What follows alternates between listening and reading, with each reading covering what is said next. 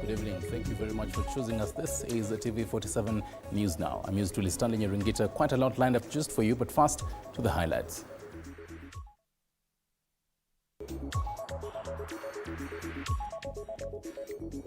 Coming up,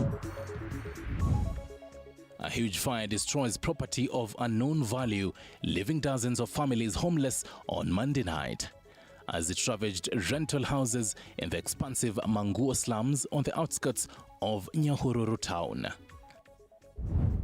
Also, the National Gender and Equality Commission launches a nationwide awareness campaign to address the rising incidents of gender-based violence. To address this menace in our country, and hopefully we can be able to reverse the trends. Plus, health workers in Lamu County opt to extend their strike, citing unresolved issues with the county government. The strike, which began last week, has severely disrupted healthcare services, leaving many residents without critical medical care. Hivi karibuni sasa itabidi wahudumu wote wa afya kaunti ya Lamu wataingia barabarani kusinikiza serikali ya kaunti ya Lamu iweze kutimiza matakwa yetu kikamilifu. Thank you very much for choosing us. Continue following us on our social media platforms. This evening we start off with a sad note where property of unknown value was reduced to ashes after fierce fire destroyed rental houses in Manguo in the outskirts of Nyahururu town in Laikipia County. According to the residents, the fire started from one of the wooden houses before spreading to neighboring homes. Efforts to extinguish the fire proved fruitless as the Nyahururu fire engine was reported to be out of water, with irate residents chasing away the firefighters. Na siku ya leo tuko na huzuni sana, huzuni kubwa tukiwa hapa Manguo kwa sababu nyumba zimeshomeka hapa plot karibu 7. Na actually tunaongea kuhusu plot 7, hao ni watu almost 400 families ambao mali yao imeshomeka, na bahati mzuri hakuna mtu mmoja ameshomeka. Hiyo ndio ile tu bahati, na tunashukuru Mungu kwa hapo. Nilikuwa kwa nyumba nimetulia, nikasikia hoyo mimi nikatoka. Kukuja na kutani moto imespread, alafu kuharibia sana zimamoto ilikuwa hapa, lakini haiko inajaa maji. Yani wanakuja nikawa wamekuja kuenjoy, wanatuchanganya dakika 5 alafu wanaenda. Unaona? Yani kitu kingine hadi hakuna gava imekuja hapa hadi saa hii. Kungekuwa ni kwa matajiri ungepata hadi chopa ndo zinazima ile ndo ile inazima hiyo moto. Lakini juu ni kwa mahasla huwezi pata mtu, unaona. Meanwhile, the National Gender and Equality Commission, that is NGEC, has embarked on a nationwide sensitization program aimed to address increased cases of gender-based violence. Speaking at Muranga, Commissioner Mbithuka Nzomo highlighted that the prevalence of GBV in Muranga stands at 53% for reported cases, saying there are also many more incidents which are unreported, and that the initiative will involve setting up sensitization camps in every county. A reporter from Muranga, Robert Gakure, with more on this. Following the increased cases of gender-based violence in the country, National Gender and Equality Commission has embarked on a nationwide sensitization program which will engage communities on effective policies and interventions to combat the cases in the country. The program, which will include special forums for men, is set to begin in Muranga County before moving to other parts of the country, and will engage communities on effective policies and interventions to combat these cases. Sit together, discuss, share ideas, ideate on what are some of the interventions that we can be able to put in place to address this menace in our country, and hopefully we can be able to reverse the trends. Speaking at Muranga, NGEC Commissioner Mbithuka Nzomo decried increased cases of GBV countrywide, saying the commission will partner with national government administration officers Ngao and county governments to come up with appropriate measures to handle the cases. Support from local actors like the local government here through Ngao and the county commissioner, but beyond that is the county government of Muranga. In Muranga, Nzioka highlighted that the prevalence of GBV stands at 53% for reported cases, saying there are also many more incidences which are unreported, identifying abuse of drugs and alcoholism as a major contributing factor to femicide, discrimination and GBV in the county and beyond. The prevalence is at around 53%. Some are reported, others are not reported publicly. But when these surveys were done, that is the prevalence rate. On his part, Murang'a County Commissioner Joshua Nkanatha expressed concerns over the alarming rate of GBV cases, noting that security agencies report at least one death weekly due to domestic violence. Tukishirikiana vyombo vya dola, mashirika ya kiserikali, yasiyokuwa ya kiserikali na wahisani wema, hata kanisa, vile tunaweza punguza kama sio kumaliza visa kama hivyo. What we do is to educate our youth, to educate our people when you are doing our programs. Robert Gakure, TV47, Murang'a County. These people on a daily basis. Thank you, Gakure. From Murang'a to Mombasa County, where private school owners have called on parents to actively support their children in handling homework under the competency-based curriculum, CBC. Speaking at Dinsbrook Private School in Kiembeni during the start of the first term, they praised the CBC program, highlighting how it has empowered students to take on household chores while becoming more engaged and independent. When CBC started, there were a few challenges. But with time, the right exposure, trainings, involving the parents, right now we can see what it's doing to our children. They are practical skills. They now know how to do most of these things for themselves, cooking, washing. So yes, CBC is a good system. So the message to parents is please take care of these children. Be involved in what they are doing in school. Meanwhile, stakeholders in the agri-food system sector have convened in Nairobi for an insightful pre-conference dialogue on build-up to the Finance Agri-Food System Sustainability Project. The one-day workshop on loan classification taxonomy will focus on the vital role of agricultural loan classification systems in accelerating financing for the food production and agriculture sector. Are strategically positioned to be able to provide insights and to give clarity during the FINAS conference that will be taking place in May this year. So what is FINAS all about? FINAS is really a dialogue that involves government. In fact, it is anchored within the Ministry of Agriculture, but also has related ministries, coming together with the private sector and development partners to really ask critical questions around how financing agri-food systems should be handled, not just within the country, but within the region.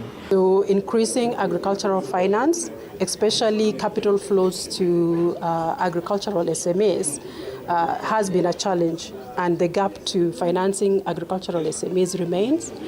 And when you talk about agricultural finance, in most cases, people think of farmers, right? So the focus normally is on production. The economy is also struggling with double-digit interest rates, which is seen as a very big problem right now. We cannot grow this sector effectively when farmers, especially smallholder farmers, need to pay rates in excess of 20%. It's simply impossible. Some business now, and HF Group has marked a milestone following the successful completion of its rights issue. The local financial solutions provider held a bell-ringing ceremony after its rights issue was oversubscribed by 38.32%. The company had initially aimed at raising 4.6 billion Kenyan shillings, but received applications totaling to 6.38 billion Kenyan shillings. The funds raised are expected to support the group's expansion and technological advancements. Allow me to start by offering my very sincere congratulations to the board, management, and all stakeholders at HF for this remarkable achievement. Your vision, strategic approach, and unwavering commitment have not only strengthened the company's position, but have also reinforced investor confidence in our market's ability to support large transactions, even in a challenging operating environment. We are here now. The rights issue is over.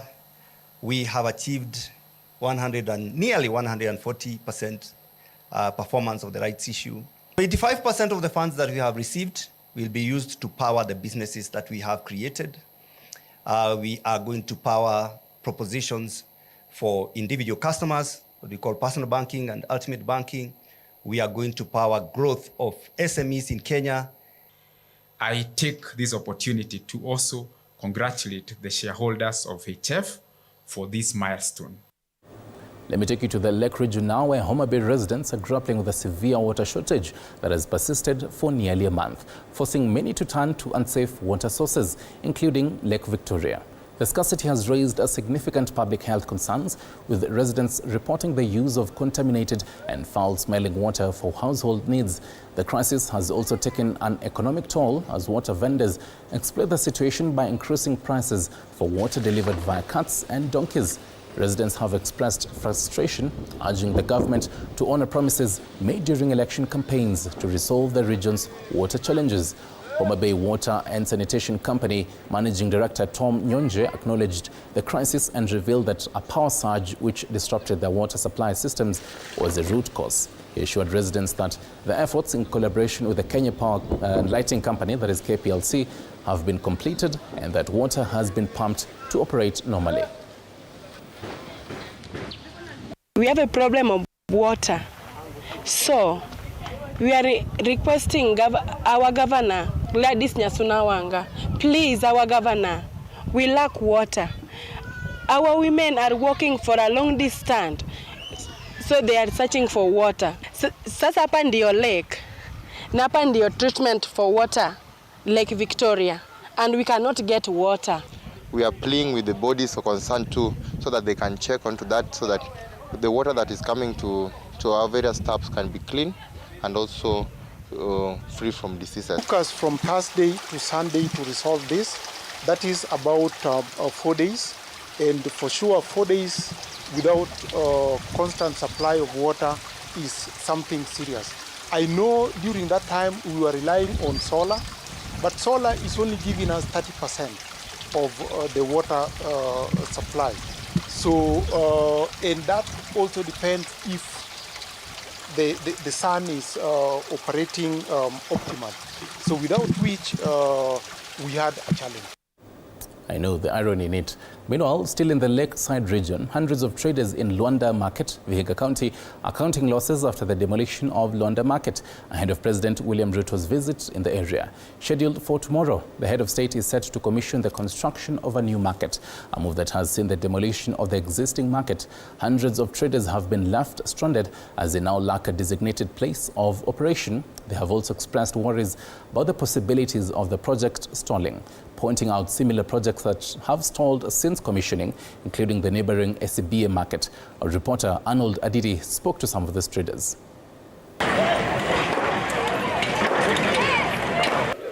Residents of Luanda in Vihiga County are expecting the head of state's visit tomorrow.